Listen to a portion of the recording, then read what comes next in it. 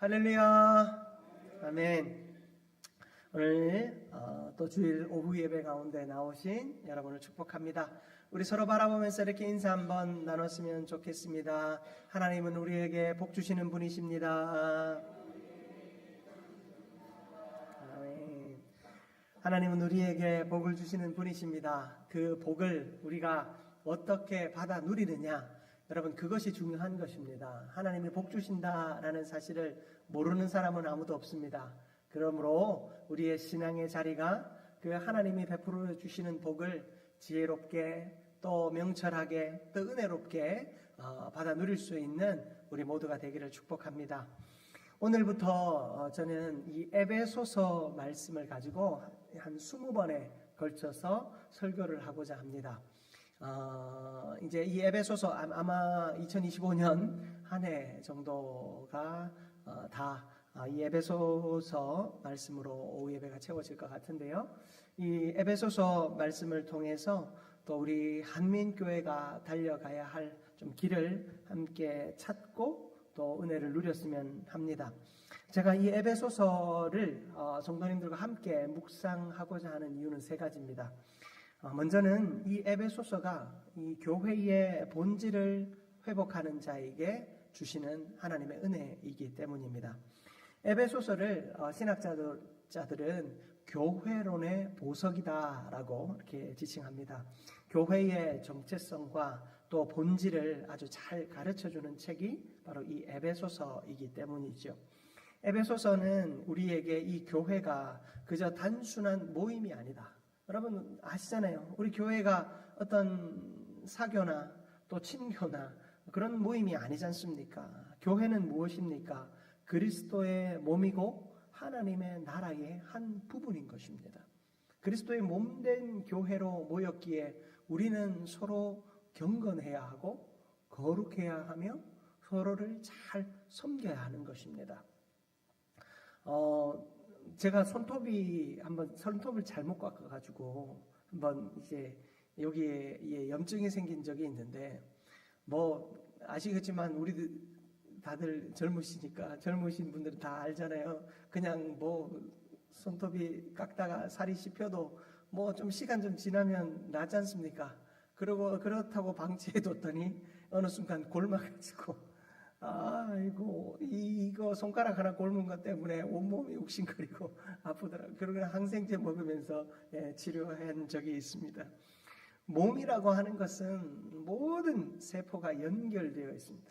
우리가 이 교회라고 하는 것은 뭐 한 사람이 행복하고 한 사람이 불행하면 뭐 그냥 우리 시쳇말로 쌤쌤이니 괜찮겠다라고 하겠지만, 여러분 누군가가 아프면 모두가 아픈 것이 교회입니다. 또 누군가가 행복하면 모두가 행복한 것이 교회입니다. 그것이 그리스도의 몸된 교회이지요. 우리 안에 한 사람 한 사람에게 예수의 능력이 나타나면 교회가 예수의 능력을 경험합니다. 그러나 한 사람 한 사람 시험 들기 시작하면 교회 전체가 시험에 들게 되죠. 여러분, 교회는 그리스도의 몸이고 하나님의 나라의 한 부분입니다. 그러므로 우리는 이 교회를 통하여 하나님의 역사를 날마다 경험해야 합니다.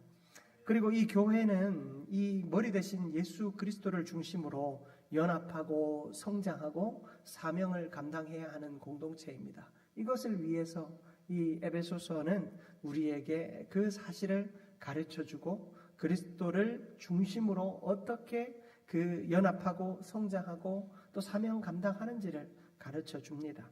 또 세상의 방식이 아니라 성경적 교회관을 바르게 세워줄 수 있는데 이 에베소서 말씀은 중요한 역할을 합니다. 이처럼 교회의 본질을 회복시키기 위해 우리는 이 에베소서를 잘 묵상해야 합니다. 두 번째로 제가 이 에베소서를 여러분에게 전하고자 결단한 이유는 날마다 전도하며 성장하는 교회가 되어야 하기 때문입니다. 에베소서는 단순히 교회론을 가르칠 뿐만 아니라 어떤 교회의 바른 질서나 또 어떤 교회의 기능을 가르칠 뿐만 아니라 성도 개개인이 세상 속에서 어떻게 그리스도인의 이름으로 살아가야 할지를 가르쳐주는 책이 이 에베소서입니다. 그래서 교회에 대한 이야기만 있는 것이 아니라 교회의 구성원인 성도의 삶에 대하여도 아주 깊은 관심을 갖고 기록되어 있는 책이 에베소서이기 때문입니다. 우리가 받은 구원의 은혜를 깨닫는 것이 중요합니다. 우리가 그 구원의 은혜를 깨닫고 이것을 세상에 전하는 것은 그리스도인의 사명이요 살아있는 그리스도인이 마땅히 해야 할 일입니다. 여러분, 꽃이 살아있다면 날마다 그 꽃을 냅니다. 그 꽃이 해마다 펴야지만이 그것을 살아있다라고 하는 거죠. 장미가 꽃은 없고 가시만 있다면 아무도 그 장미를 가까이 할 수 없을 것입니다. 마찬가지로 교회는 이 세상 속에서 그리스도의 선한 열매와 또 능력들을 나타내야 합니다. 왜냐하면 우리는 구원의 은혜를 받았기 때문입니다. 은혜 받은 자로서 그 은혜를 세상에 전할 수 있는 자가 되도록 에베소서는 가르칩니다. 그리고 하나님이 우리를 교회로 부르신 것은 세상 속에 복음의 빛을 비추어 살게 하기 위함입니다. 우리가 그리스도의 빛을 세상에 비추는 자가 성도이고 그 성도가 모인 곳이 교회인 것입니다. 점점 한국 교회가 이 빛이 사그라드는 것 같습니다. 빛은 없고 말만 있고 떠드는 소리만 있는 것이 오늘날의 모습이 아닐까 여겨집니다.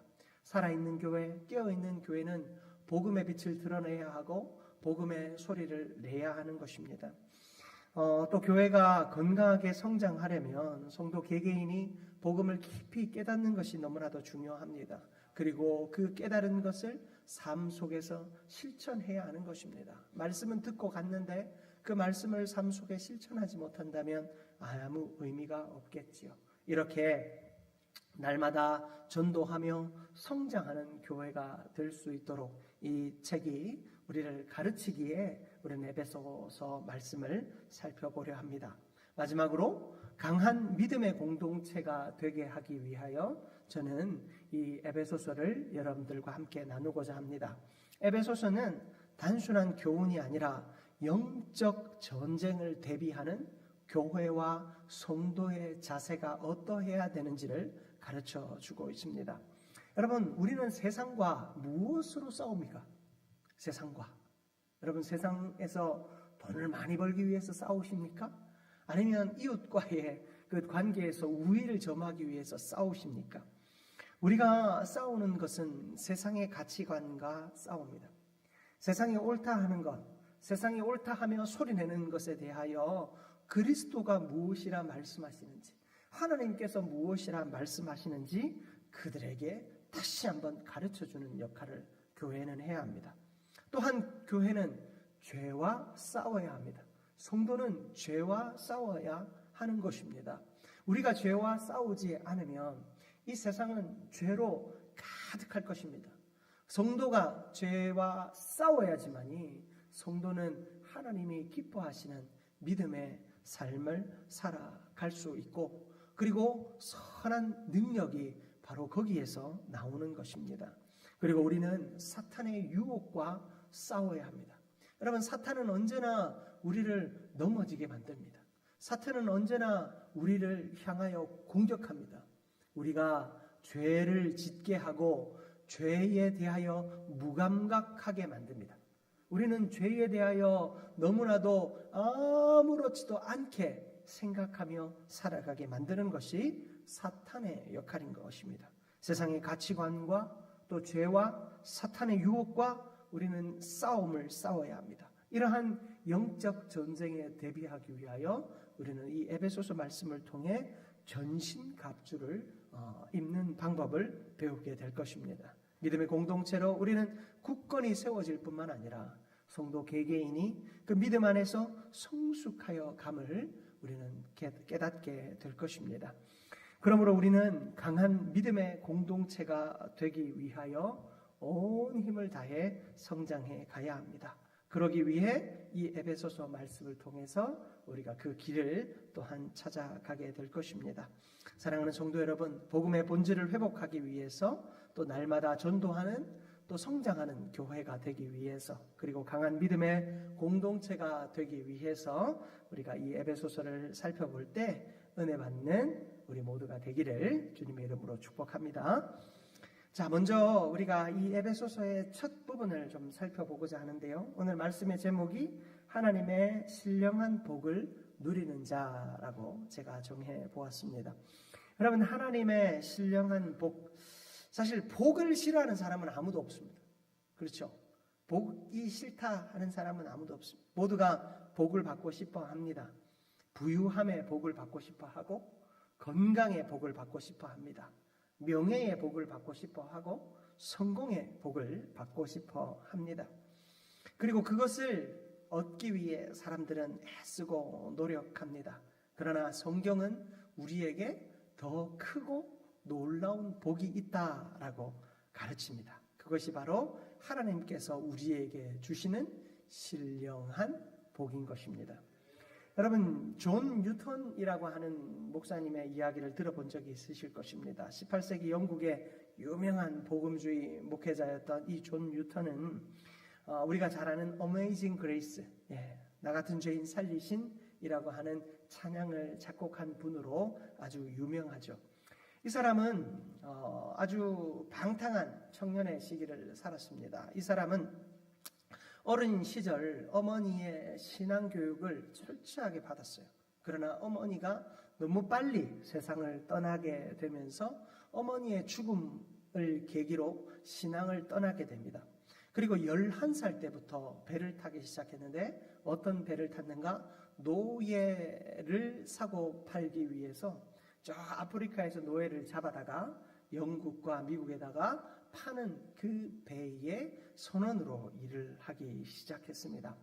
여러분, 선원의 삶이 뭐 어떠했겠습니까? 당시에 이 선원의 삶에 윤리나 도덕이라는 것이 있었겠습니까? 늘 술을 마시고 또 음란한 생활을 하면서 그런 점점 타락한 삶을 살았습니다.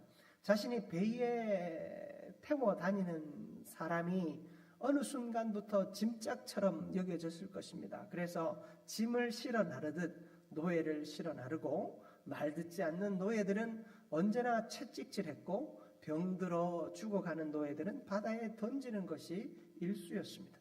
그런 삶을 살아가던 그가 어느 날 폭풍을 만나게 됩니다. 극심한 폭풍 속에서 배가 침몰할 위기를 겪었을 때, 그때 그의 마음 가운데 갑자기 이런 생각이 떠오르는 겁니다. 어린 시절 어머니가 자신에게 들려주셨던 말씀이 생각이 나고, 어린 시절 자신에게 해주었던 기도가 생각이 나기 시작하는 겁니다. 어머니의 죽음과 함께 신앙도 버렸습니다. 배를 타고 다니면서 인간의 그런 마지막까지 남은 양심까지도 다 버리고 그는 살았습니다. 그러나 자신의 배가 침몰할 위기에 처했을 때 그는 하나님께 부르짖습니다. 주여, 우리를 불쌍히 여기소서. 어머니가 자신을 위하여 기도해 주었던 하나님, 우리 아이를 불쌍히 여겨 주옵소서. 하나님, 우리 가정을 불쌍히 여겨 주옵소서. 어머니의 기도 가운데 늘 고백되어졌던 하나님, 우리를 불쌍히 여겨 주옵소서. 이 기도가 이 사람에게 생각나게 된 것입니다. 여러분, 우리가 누군가를 위해 기도해주고, 또 여러분들이 가정에서 예배를 드리며 기도할 때 목사님들처럼 화려한 문장과 긴 기도가 영향력이 있는 것이 아닙니다. 사실 내 한마디가 하나님을 향하여 전심을 다하여 부르짖는 그 한마디가 능력이 되는 거거든요. 여러분의 자녀를 위하여, 제가 여러분의 자녀들과 여러분의 인생을 위하여 축복하기 위해 말하는 그 기도의 문장들보다 하나님, 우리 아이를 구원하여 주옵소서. 하나님, 우리 아이들이 하나님 만나게 해 주옵소서. 하나님, 우리 아이에게 지혜를 주십시오. 우리 아이들에게 하나님이 주인됨을 알게 하여 주옵소서. 하나님, 우리 아이 불쌍히 여겨 주옵소서. 하나님, 내 남편, 내 아내, 내 부모님 불쌍히 여겨 주옵소서. 여러분, 이 한마디가 더 큰 능력이 있는 줄 믿습니다. 존 뉴턴은 그 어머니의 기도, 아무런 상관없다 여겨졌고, 어머니의 죽음과 동시에 하나님도 죽었고 말씀도 죽었고 기도도 죽었고 성령도 죽었다라고 생각하는 그의 인생 가운데 어머니의 그 기도의 한 문장이 생각나게 된 겁니다. 하나님, 우리를 불쌍히 여겨 주옵소서. 이 존 뉴턴이 그렇게 하나님께 부르짖었을 때 하나님은 그를 기적적으로 살려주십니다. 그런데 그는 이 기적을 경험했지만 자신의 삶을 온전히 내려놓지 못했어요.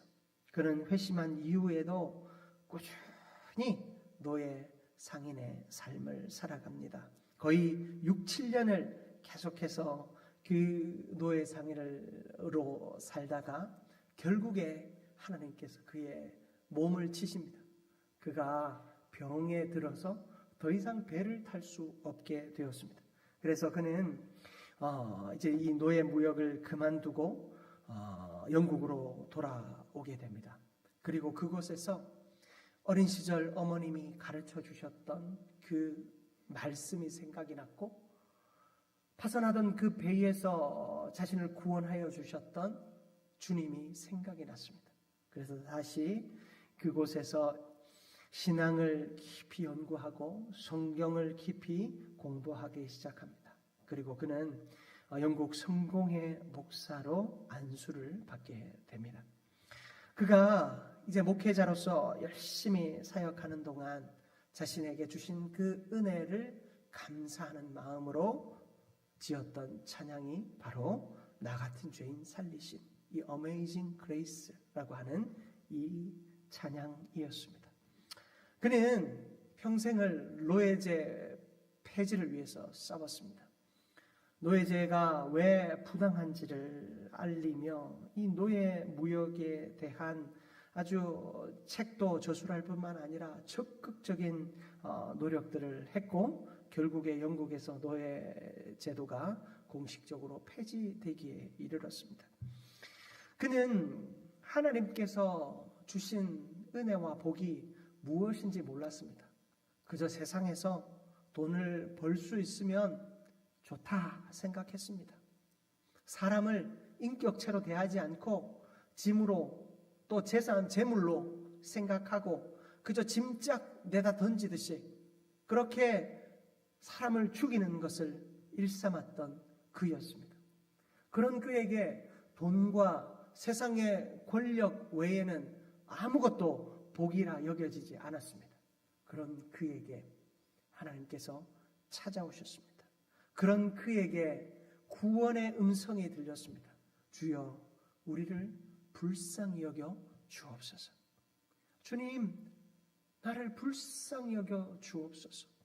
그 주님의 그 구원의 역사가 그 짧은 한마디를 통해 그의 삶에 찾아왔고, 그는 그 모든 물질의 가치들을 다 내려놓고 신령한 복, 바로 구원과 생명의 복, 하나님이 살리신 사람들, 하나님이 지으신 그 사람들을 통하여 세워져야 할 교회, 그리고 그 교회를 통하여 하나님이 이루실 역사에 주목하게 된 것입니다. 그리고 그 속에서 그 자체가 바로 하나님의 신령한 복이다. 교회가 하나님의 신령한 복이며, 예수 믿고 구원받은 공동체가 신령한 복이며, 예수 안에 살아가는 우리 인생 자체가 신령한 복을 누리며 사는 인생이다라는 사실을 그는 깨닫게 된 것입니다. 사랑하는 성도 여러분, 신령한 복은 자격 없는 자에게 주어집니다. 여러분, 내가 자격이 있다, 하나님에게 내가 복받을 자격이 있다라고 하는 사람은 아직 자격이 없는 사람일 가능성이 있습니다. 여러분, 하나님께 복받는 사람, 이 신령한 복을 받는 사람은 자격 없는 자가 맞습니다. 왜 자격이 없는 줄 아십니까? 겸손하기 때문입니다. 내가 자격이 없다 말할 수밖에 없을 정도로 내 죄가 너무 선명하게 보이기 때문입니다. 제가 중학교 1학년 때 예수 그리스도를 인격적으로 영접했습니다. 모태신앙으로 자랐고 교회도 빠지지 않고 다녔습니다. 11조부터 시작해서 헌금 생활도 잘했습니다. 수련회 빠지지 않았고 전도도 늘 1등 했습니다. 그런데요, 그런 그 삶 속에서 저는 예수님을 인격적으로 만나지 못했습니다. 중학교 1학년 때 말씀 속에서 예수 그리스도를 인격적으로 만난 순간 제일 첫 번째 현상이 뭔 줄 아십니까? 내 죄 때문에 내가 부끄러워졌다라는 겁니다. 여러분 좀 우습게 들리시겠지만 저는 거울을 보면서 항상 흐뭇하게 씻었습니다. 항상 거울을 보면서 야, 어떻게 이렇게 잘생긴 사람이 있나. 네, 초등학교 때 네, 항상 즐거웠습니다. 제 인생에 부족함이 없었고 저도 또 한 집안의 장손으로 자라서 또 할아버지의 아주 지극한 사랑을 받았습니다. 예, 그래서 장손으로서 엄청난 사랑을 받으면서 살면서 내 인생에 거칠 것이라고는 없는 삶으로 살았습니다. 그런데요, 중학교 1학년 때 그 말씀을 듣는 순간 자꾸만 눈물이 나면서 너무 부끄러운 거예요. 그런데 감사한 건요, 그 부끄러울 때 내가 숨어들지 않고 하나님 앞에 부르짖었다는 겁니다. 제가 하나님 앞에 간절히 기도하니까 오히려 제 멘토가 되시는 전도사님이 저한테 오셔가지고 이렇게 기도하면서 너 죄를 너무 이렇게 다 얘기하면 사람들이 다 들으니까 그냥 입으로 웅얼웅얼 좀 얘기해라고 말씀하실 정도로 이 기도 시간만 되면요, 제가 제 죄를 다 얘기하는 거예요. 예, 아빠 지갑을 건드린 이야기 부터 시작해서 다 이야기를 하는데 제 스스로 주체할 수가 없는 거예요. 그 회개의 고백들이 터져 나오는데 주체할 수가 없어요. 여러분, 사람은요, 자신의 죄를 선명하게 보기 시작하면 겸손해집니다. 여러분, 겸손은 인격 수양이 잘 돼서 그렇게 되는 게 아니고요, 내 죄가 보여지기 시작하면 겸손할 수밖에 없어요. 내가 자격 없는 사람이라는 것을 그때 비로소 깨닫게 됩니다. 내가 다른 사람들과 비교해서 아이고 나는 진짜 공부도 못했고 머리도 나쁘고 돈도 못 벌고 실력도 없고 그래서 겸손해지는 것이 진짜 겸손이 아니고요.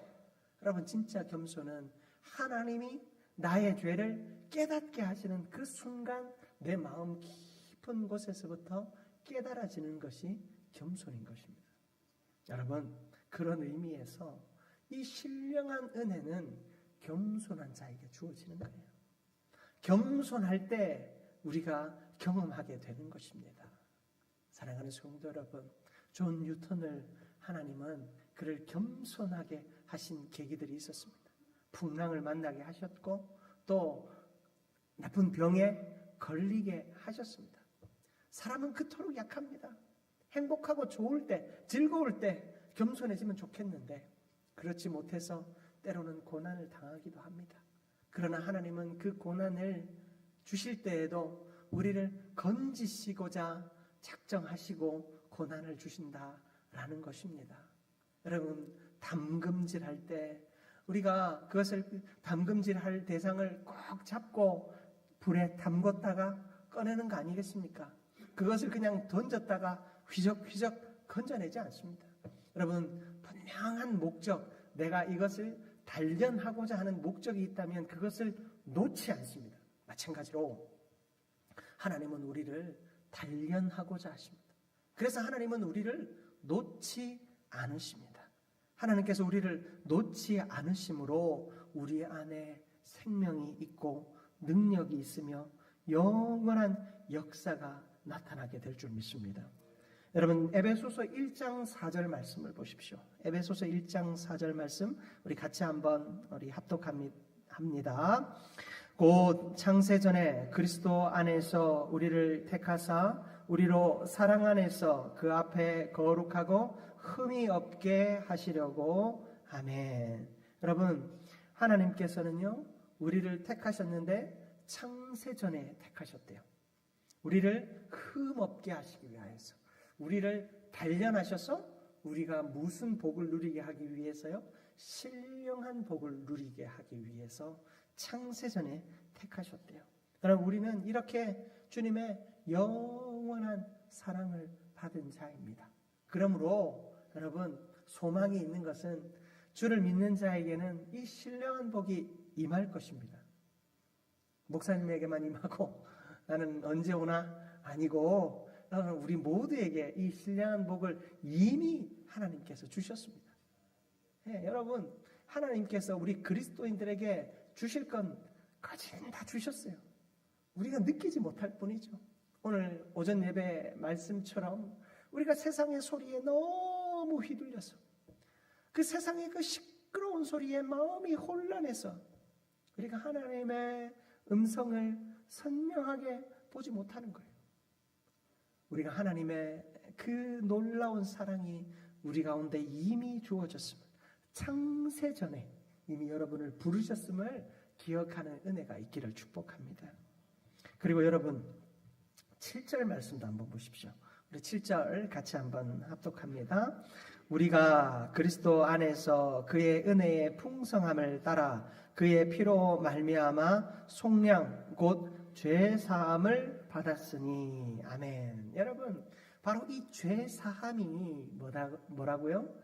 신령한 복이다라는 것입니다. 여러분, 죄사함, 누가 여러분의 죄를 사해 줍니까? 여러분, 누가 여러분을 내 죄를 사해 줍니까? 그리스도밖에는 없습니다. 세상 어느 누구도 여러분의 죄를 사해 줄 수는 없습니다. 예수 그리스도가 우리의 죄를 사하여 주셨습니다. 바로 그 보혈로, 십자가 보혈로 우리의 죄를 사해 주셨습니다. 그러므로 여러분, 세상에서 누리지 못하는 은혜를 바로 여러분이 누린 것입니다. 그러므로 여러분, 이 사실만으로도 이미 수심 얻은 거예요. 교회 와서 자꾸 이런저런 복을 갈구합니다. 이런저런 내 머릿속에 그려놓은 은혜들이 채워지기를 고대합니다. 그러나 여러분, 이미 여러분은 예수 믿는 것 자체로 수지 맞은 사람들이에요. 이미 여러분은 예수 믿음으로 말미암아 모든 죄가 사하여졌습니다. 저 천국을 약속받은 자입니다. 그러므로 여러분, 하나님 안에서 이 복을 누린 자로 기뻐할 수 있는 우리 모두가 되기를 바랍니다. 또한 여러분, 말씀 가운데 에베소서 1장 13절 말씀입니다. 우리 본문 13절 말씀 우리 같이 한번 합독해 보겠습니다. 그 안에서 너희도 진리의 말씀 곧 너희의 구원의 복음을 듣고 그 안에서 또한 믿어 약속의 성령으로 인치심을 받았으니. 자, 약속의 성령으로 천국의 기업을 인침받았다라는 것은 뭐냐? 영원한 삶이 보장되어 있다라는 것입니다. 여러분, 태초부터 하나님께서 우리를 택하시고 우리에게 보혈로 구원을 주시고 그 구원받은 자가 영원히 살 집을 주셨다 말씀하십니다. 여러분, 이것만큼 우리 인생이 복되다라는 선언이 있을까요? 태어나는 순간부터 하나님이 나를 택하셨고, 그리고 예수 그리스도께서 나를 위해 죽으심으로 내 죄를 사하여 주셨으며, 그리고 마지막에 우리가 영원한 죽음이 아니라 영원한 천국으로 나아간다라고 약속하십니다. 여러분, 태초부터 영원에 이르기까지 우리의 삶을 하나님의 놀라운 은혜로 세팅해 두신 이 사실이 바로 신령한 복을 누린 우리의 인생의 모습인 것입니다. 그러므로 사랑하는 성도 여러분, 우리는 이 사실을 잊지 않기를 축복합니다. 자꾸만 내 인생의 복은 언제 찾아오나, 내 인생의 좋은 일은 언제 찾아오나, 내 인생의 소망은 언제인가? 내 인생의 해뜰 날은 언제인가? 여러분, 우리가 늘 그것을 위해서 고민합니다. 그러나 이 에베소서 말씀을 통하여서 우리의 삶이 하나님 안에서 이렇게 잘 세팅되어져 있음을 여러분 기억하게 되는 은혜가 있기를 축복합니다. 여러분, 우리 서로 바라보면서 이렇게 한번 고백했으면 좋겠습니다. 주님 안에 우리의 삶은 완성되었습니다. 아멘. 여러분, 주님 안에 우리의 삶은 완성되었어요. 완성되어진 우리가 어떻게 살아갈 것인가를 고민하는 겁니다. 뭐 적절한 비유는 아니겠지만 우리가 새 차를 샀으면 그 새 차를 타고 어떻게 다닐 것인가를 고민하고, 그리고 때로는 그것이 고장이 나면 어떻게 유지 보수하며 잘 탈 것인가를 고민하면 되는 것이죠. 새 차를 사놓고 또 다른 차를 살 것을 고민하면 그것을 세상은 뭐라고 말합니까? 욕심이라고 하죠. 우리 그리스도인의 삶도 마찬가지입니다. 하나님이 우리에게 세팅되어 있는 완성된 새 삶을 허락하여 주셨어요. 신령한 복을 주셨어요. 그 신령한 복 안에서 우리가 어떻게 살 것인가, 어떻게 그리스도 이름으로 살아갈 것인가, 영광을 위하여 살아갈 것인가, 그런 고민을 해야 되는데, 이미 완성된 우리가 또 다른 좋은 것은 없는지 쳐다보는 것과 똑같은 것입니다. 여러분, 제가 예전에도 한번 말씀드린 적이 있지만, 우리가 뭔가를 사고 싶어서 장바구니에 담아놨다가 여러분 어느 걸 딱 결제하고 나면 그것보다 더 좋은 것이 또 보이지 않습니까? 같은 거, 이거 살까 저거 살까 고민하다가 이거 샀는데 사고 나니까 저게 더 좋아 보여가지고 또 이걸 어떻게 팔고 또 살까 고민하는 것이 인간의 마음인데, 그걸 가지고 우리는 욕심이라고 이야기하잖아요. 여러분, 성도의 삶은 그런 욕심에서 한 발짝 물러나야 되는 거예요. 하나님이 이미 우리에게 완성된 삶을 주셨는데 그 삶에서 어떻게 살 것인가 고민하고 오히려 그 삶을 잘 살아내기 위해 애써야 합니다. 여러분, 우리가 그러한 삶 살 수 있기를 축복합니다.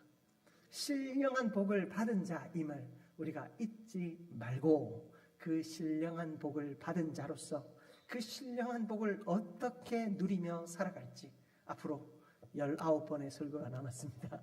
우리가 그 시간들 동안 이 말씀을 통해 함께 은혜 누리며, 또한 우리의 삶이 또 개인적으로도 교회적으로도 늘 새로워질 수 있는 모두가 되기를 주님의 이름으로 축복합니다.